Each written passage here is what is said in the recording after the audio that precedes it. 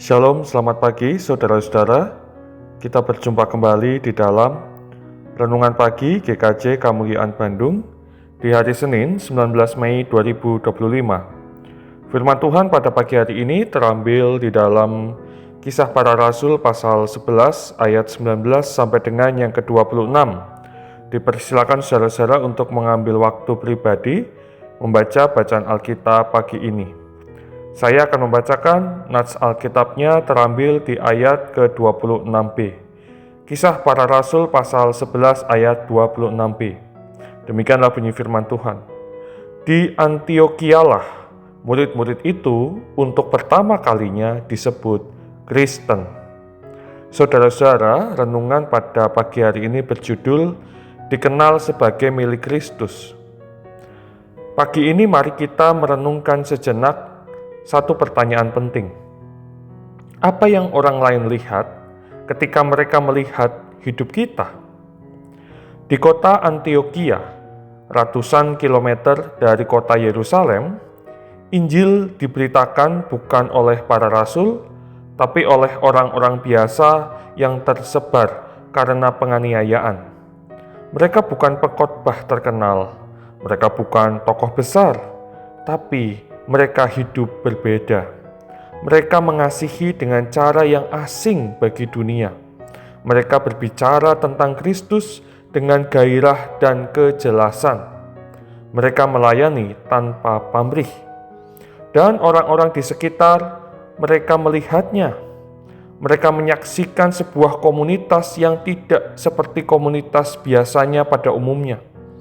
Maka untuk pertama kalinya dalam sejarah, mereka memberi nama baru bagi kelompok ini, Kristen. Artinya pengikut Kristus, milik Kristus, orang-orang yang seperti Kristus. Mereka tidak disebut Kristen karena menyebut diri mereka begitu, tetapi karena dunia melihat Yesus dalam diri mereka. Pertanyaannya bagi kita pagi ini bukanlah apakah KTP kita Kristen, atau sudah berapa lama kita aktif di gereja. Tapi pertanyaan yang lebih tepat adalah, apakah hidup kita sudah memancarkan Kristus? Apakah orang lain yang melihat cara kita bicara, bekerja, bersikap, kemudian bisa berkata, ia pasti orang Kristen? Identitas sejati sebagai orang Kristen tidak dibentuk oleh apa yang kita klaim tentang diri kita, tetapi oleh apa yang dunia lihat dari hidup kita sehari-hari. Maka saudara-saudara terkasih, pagi ini kita dipanggil bukan hanya menyebut nama Yesus, tapi mengikuti teladannya. Bukan hanya bercerita tentang kasih Kristus, tapi menjadi perpanjangan kasih Kristus.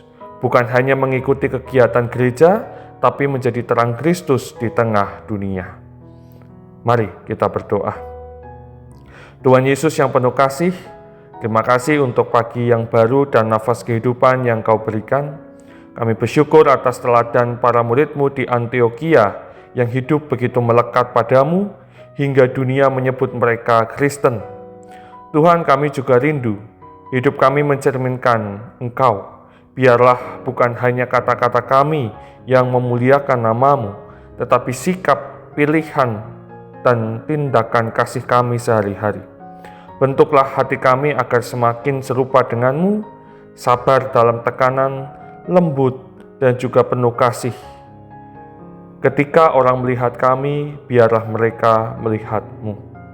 Terima kasih ya Tuhan, doa ini kami naikkan di dalam nama Tuhan kami Yesus Kristus, Juru Selamat kami. Kami berdoa dan bersyukur. Amin. Saudara-saudara terkasih, selamat pagi, selamat beraktivitas. Tuhan Yesus memberkati.